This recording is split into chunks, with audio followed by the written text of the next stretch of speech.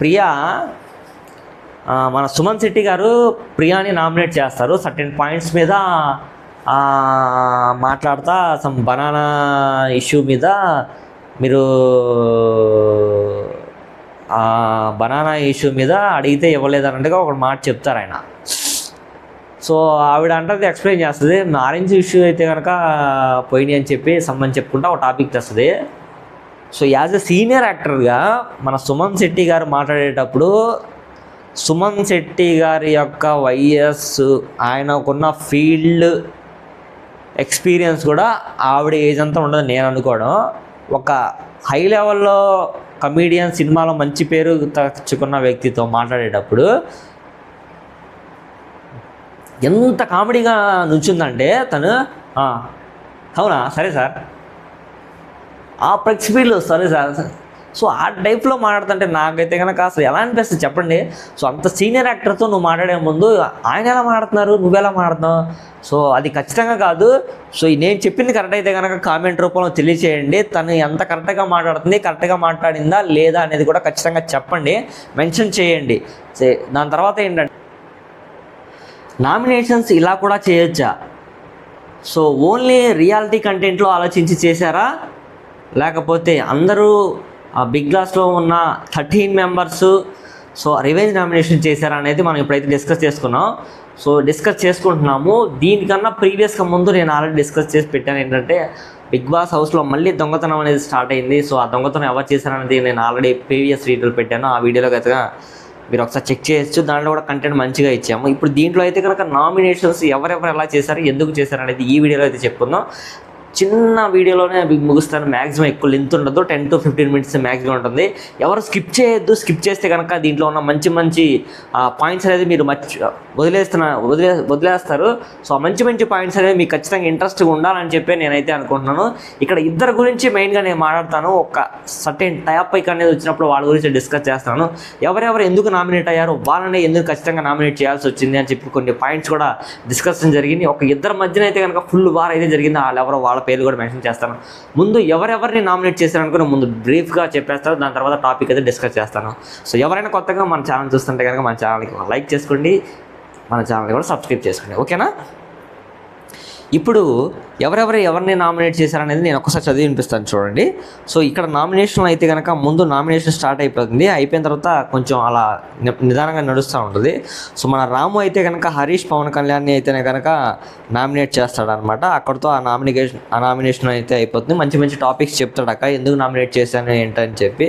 హరీష్ని అయితే కనుక ఎక్కువ మంది నామినేట్ చేశారు. ఎందుకంటే కనుక హరీష్ అసలు ఫస్ట్ వీక్ హౌస్లో ఎక్కువ మందితో ఇన్వాల్వ్ అయ్యాడులే కానివ్వండి. అక్కడక్కడ వాళ్ళేంటో తెలుసుకొని వాళ్ళ దగ్గర ఒక టైప్ ఆఫ్ ఇంటెన్షన్ని క్రియేట్ చేయడం, ఇట్లాంటివి జరగడం వల్ల హౌస్లో సాటర్డే సండే జరిగిన ఇష్యూస్లో ఆల్రెడీ అందరికి ఒక క్లారిటీ వచ్చేసింది. దాన్ని బట్టి ఖచ్చితంగా హరీష్కి ఎక్కువగా నామినేషన్లు అయితే కనుక పడతాయి అని చెప్పి నేనైతే అనుకుంటున్నాను. అలాగే పడినాయి కూడా. ఈ వీడియోలో చూస్తే మీకు ఆల్రెడీ అర్థమైపోతుంది నేను ఇచ్చే ఎక్స్ప్లెనేషన్కి. దాని తర్వాత ప్రియా అయితే కనుక ఫ్లోరా గారిని, దాని తర్వాత బర్నీ గారిని నామినేట్ చేసింది. ప్రియా యొక్క నామినేషన్ కనుక పక్కా రివెంజ్ నామినేషన్ ఒకనైతే కనుక బర్నీ గారు పడింది.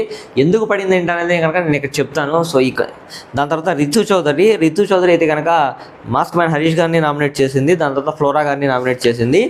సో దాని తర్వాత సుమన్ శెట్టి గారు అయితే కనుక ప్రియాని నామినేట్ చేశారు. దాని తర్వాత మాస్క్ మ్యాన్ మర్యాద మనీష్ నామినేట్ చేశారు. దాని తర్వాత డిమాండ్ పవన్ అయితే కనుక ఫ్లోరా గారిని నామినేట్ చేశాడు. దాని తర్వాత బర్నీ గారిని నామినేట్ చేశారు.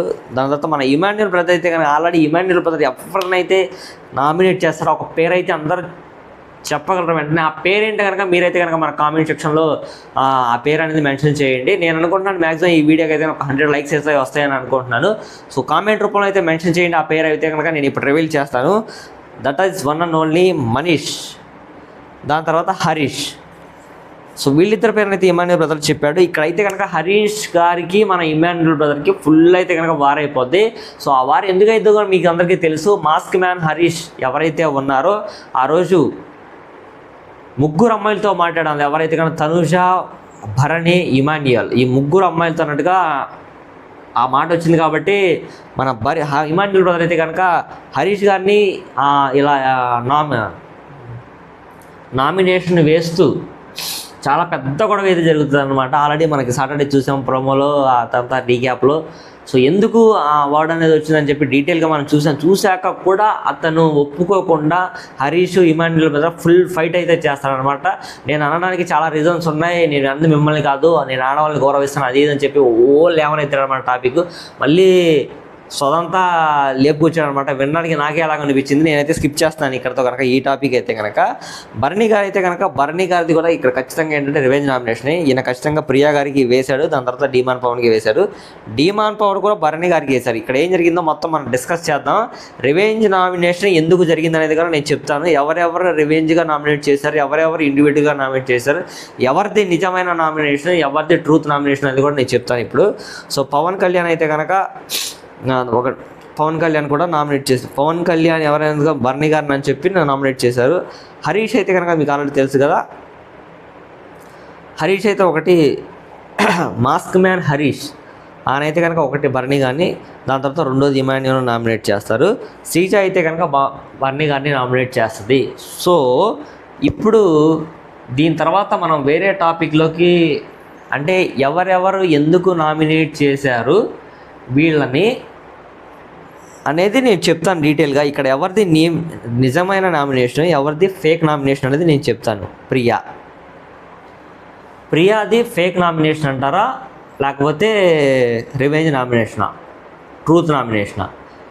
సో ప్రియా శ్రీజ గురించి మనం ఒక టాపిక్ మాట్లాడుకోవాలి. అసలు హౌస్లో వాళ్ళు మాట్లాడే విధానం, దాని తర్వాత ప్రియా మన సుమన్ శెట్టి గారు ప్రియాని నామినేట్ చేస్తారు సర్టెన్ పాయింట్స్ మీద మాట్లాడుతా. సమ్ బనానా ఇష్యూ మీద మీరు బనానా ఇష్యూ మీద అడిగితే ఇవ్వలేదన్నట్టుగా ఒక మాట చెప్తారు ఆయన. సో ఆవిడ అంటే ఎక్స్ప్లెయిన్ చేస్తుంది. ఆరెంజ్ ఇష్యూ అయితే కనుక పోయినాయి అని చెప్పి సంబంధం చెప్పుకుంటా ఒక టాపిక్ తెస్తుంది. సో యాజ్ ఎ సీనియర్ యాక్టర్గా మన సుమన్ శెట్టి గారు మాట్లాడేటప్పుడు, సుమన్ శెట్టి గారి యొక్క వయస్సు, ఆయనకున్న ఫీల్డ్ ఎక్స్పీరియన్స్ కూడా ఆవిడ ఏజ్ అంతా ఉండదు నేను అనుకోవడం. ఒక హై లెవెల్లో కమీడియన్, సినిమాలో మంచి పేరు తెచ్చుకున్న వ్యక్తితో మాట్లాడేటప్పుడు ఎంత కామెడీగా నుంచుందంటే తను, అవునా సరే సార్, ఆ ఫ్లెక్సిబుల్ సరే సార్. సో ఆ టైప్లో మాట్లాడుతుంటే నాకైతే కనుక అసలు ఎలా అనిపిస్తుంది చెప్పండి. సో అంత సీనియర్ యాక్టర్తో నువ్వు మాట్లాడే ముందు ఆయన ఎలా మాట్లాడుతున్నారు, నువ్వెలా మాట్లాడుతున్నావు? సో అది ఖచ్చితంగా కాదు. సో నేను చెప్పింది కరెక్ట్ అయితే కనుక కామెంట్ రూపంలో తెలియచేయండి. తను ఎంత కరెక్ట్గా మాట్లాడుతుంది, కరెక్ట్గా మాట్లాడిందా లేదా అనేది కూడా ఖచ్చితంగా చెప్పండి, మెన్షన్ చేయండి. దాని తర్వాత ఏంటంటే ప్రియాతో పాటుగా శ్రీజ కూడా కొంచెం ఆ వర్డింగ్ అనేది కరెక్ట్గా లేదు. సో నేనేదో చెప్పాలని చెప్పట్లేదు, ఖచ్చితంగా ఇది నిజంగా నేను కనిపెట్టే చెప్తున్నాను. ఎందుకంటే కనుక 24/7లో ఎవరి అబ్జర్వేషన్ ఏంటనేది ఖచ్చితంగా తెలుస్తుంది. సో వీళ్ళకి సపోర్టివ్గా ఇంకో 3 మెంబర్స్ ఉన్నారు, వాళ్ళ పేర్లు కూడా నేను చెప్తాను, ఇప్పుడు డిస్కస్ చేస్తాను. అతను ఎవరంటే డీమాన్ పవన్ కళ్యాణ్. ఇప్పుడు హౌస్లో ఏదైనా పాయింట్ జరుగుతుందండి, సో ఇలా నామినేషన్ గురించి పక్కన పెట్టేసేయండి. ఇప్పుడు నామినేషన్ ఎవరెవరు ఎందుకు చేశారని చెప్పి నేను ఆల్రెడీ పేర్లతో రివీల్ చేశాను. సో నామినేషన్స్తో పాటుగా ఇక్కడ ఏంటంటే ఇప్పుడు ఫర్ ఎగ్జాంపుల్ భరణి గారో తనుజ గారో ఏమన్నా ఇష్యూస్ ఏమన్నా చేశారనుకోండి, వాళ్ళు ఏదైనా ఒక 4-5 నుంచి మాట్లాడుతున్నా కూడా ఏమైనా జరిగిందనుకోండి, సో అది చాలా చెప్పుకున్నా కూడా ప్రియా ఏంటంటే ఒక సెన్సేషన్ని క్రియేట్ చేస్తాను అనమాట అందరి మధ్యలో చేసేసేసి డౌట్స్ అన్నీ పెట్టేసేసి. మొన్న కూడా అలాగే జరిగింది చూసారా మీరు. డీమాన్ పవన్ ఎందుకు ఏడుస్తారు? ప్రియా వల్లే కదా ఏడ్చింది. అంటే యాక్చువల్లీ అక్కడ శ్రీజ కూడా ఉంటుంది. సో ఎక్కడైతే ప్రియా దాని తర్వాత శ్రీజ ఉంటుందో ఖచ్చితంగా వాళ్ళ పర్స్పెక్టివ్లో అవతల వాళ్ళని ఎలా హర్ట్ చేయాలి, అవతల వాళ్ళని ఎలా నెగిటివ్ చేసి మాట్లాడాలి, దాని తర్వాత అవతల వాళ్ళ మీద క్వశ్చన్స్, ఎలిగేషన్స్ ఎలా క్రియేట్ చేయాలి. సో ఈ పాయింట్ ఆఫ్ వ్యూలో ఏంటంటే వీళ్ళిద్దరు ఖచ్చితంగా నెగిటివ్ రిమార్క్ ఉండే. శ్రీజ కూడా ఇండివిజువాలిటీ తీసుకుంటేనే ఖచ్చితంగా ఆవిడైతే కనుక బిగ్ బాస్ హౌస్లో నేను అనుకోవడం ముందు వీక్స్లో మంచిగా ఉండకూడదు. బట్ శ్రీజాలో ఉన్న గుడ్ క్వాలిటీ ఏంటంటే పాయింట్స్ 100% మంచి పాయింట్స్ మాట్లాడుతారు. సో అలాంటి పాయింట్స్ నేను అనుకోండి బిగ్ బాస్ హౌస్లో ఎవరు మాట్లాడలేరు. అటువంటి పాయింట్స్ తను సెట్ చేసుకొని ఇండివిజువాలిటీ తీసుకొని మంచిగా మాట్లాడుతుంది. తన మంచి బేస్ వాయిస్ కూడా కదా. సో అది పాయింట్. డీమాన్ పవన్ కళ్యాణ్ కూడా రివెంజ్ నామినేషనే వేశారు. సుమన్ శెట్టి గారు సింగిల్ నామినేషన్, ఆయన ఇండివిజువల్గా తీసుకొని వేశారనమాట. ఆయనకి ఎటువంటి ఎవరి మీద కోపము లేదు, ఎవరి మీద ప్రతీకారం తీసుకోవాల్సిన అవసరం ఆయనకైతే లేదు కనుక.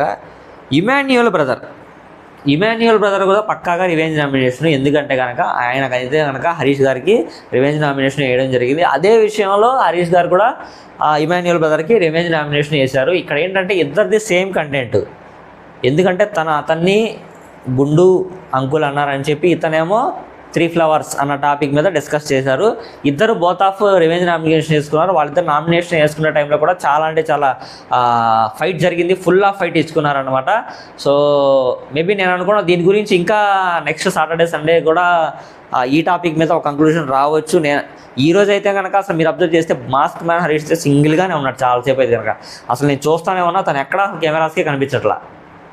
దాని తర్వాత మన టీమ్ కెప్టెన్ సంజనా గారు కూడా ఎవరికి బిగ్ బాంబ్ అనేది ఇద్దాం అన్న దాని మీద డిస్కషన్ పెట్టినప్పుడు కూడా తను రాలేదు. సో బిగ్ బాస్ యొక్క రూల్స్ ఫాలో అవ్వాలి. సో అప్పుడే నేను ప్రేక్షకులు ఆరాధిస్తారు. నువ్వేదో బౌండరీ లైన్ గీసేసుకొని నేను ఆ బౌండరీలోనే కూర్చుంటా అంతే కుదరదు బ్రదర్.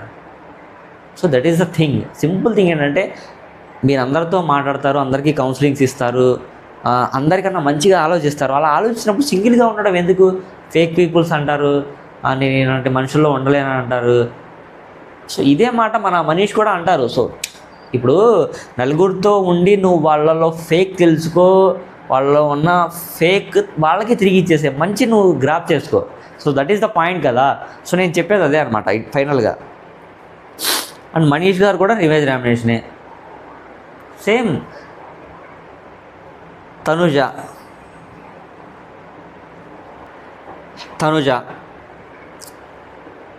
దాని తర్వాత భరణి గారు రివెంజ్ నామినేషనే. ఎందుకంటే ఖచ్చితంగా ఇక్కడ హౌస్లో ఎవరెవరికి పడట్లేదంటే భరణి గారు, మాస్క్ మ్యాన్ హరీష్ గారికి అస్సలు పడట్లేదండి. ఇమాన్యుయల్ బ్రదర్కి, వీళ్ళు ముగ్గురికి అస్సలు పడట్లేదు. Point number 1. దాని తర్వాత శ్రీజ, ప్రియా, ఓకేనా, వీళ్ళిద్దరితో అసలు ఎవరికి పడదు. వీళ్ళిద్దరు ఎక్కడుంటే అక్కడ ఎదుటోళ్ళ మీద డైలాగులు వేసుకోవడం, జోక్స్ వేసుకోవడం, సైడ్ కామెడీ వేసుకోవడం, వాళ్ళు లేనప్పుడు నవ్వుకోవడం, ఇది ఎక్కువ జరుగుతుంది బిగ్ బాస్ హౌస్లో నేను అబ్జర్వ్ చేసిన అయితే కనుక. ఇంకా రిమైనింగ్ పీపుల్స్ ఎవరైతే ఉన్నారో లైక్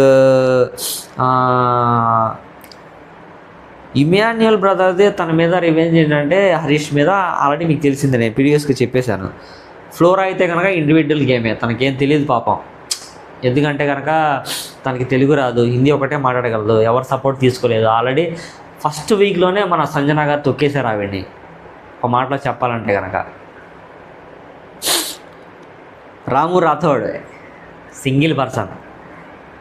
కరెక్ట్ పాయింట్ ఆఫ్ వ్యూలో ఆలోచిస్తే రాము రాథోడ్ మంచి ప్లేయర్ అండి. గేమ్స్ మంచిగా ఆడుతున్నాడు. దాని తర్వాత మంచి మాటగారి, ఒకరితో గొడవలు ఎక్కువ పెట్టుకోడు, చెప్పిన వర్క్ చేస్తాడు, అందరితో మంచిగా ఉంటాడు. సో ఇది కంటెంట్ అనమాట ఈ వీడియోలో. ఇంకా నెక్స్ట్ వీడియోలో నేను అనుకోవడం రేపు ఏం జరగబోతుంది ఏంటి నామినేషన్స్ తర్వాత అనేది కొంచెం డిఫరెంట్గా ఉంటుంది. ఎందుకంటే మంచి ఫైట్ అయితే జరిగింది ఈ నామినేషన్స్లో. అయితే ఒకరితో ఒకరికి మంచి ఇచ్చి పడేసుకున్నారు. నెక్స్ట్ రేపు అనేది ఏం జరుగుతుంది అంటే 16th ఏం జరుగుతుంది ఏంటనేది రేపు ఈవినింగ్ మ్యాక్సిమం.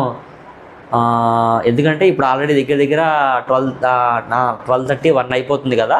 సో ఇంకా బిగ్ బాస్ హౌస్ అనేది క్లోజ్ అవ్వలేదు, లైవ్ జరుగుతూనే ఉంది. సో మేబీ రేపు అనుకోండి, రేపు మార్నింగ్ 11 o'clock అలా లేట్గా అవుతుంది. సో ఇంకా రేపు దాన్ని బట్టి మనం చూద్దాం. మన వీడియో అయితే కనుక ఖచ్చితంగా లైక్ చేయండి, మీ సపోర్ట్ నాకు కావాలి. మన ఛానల్ కూడా సబ్స్క్రైబ్ చేయండి, ఓకేనా? Thank you so much, bye.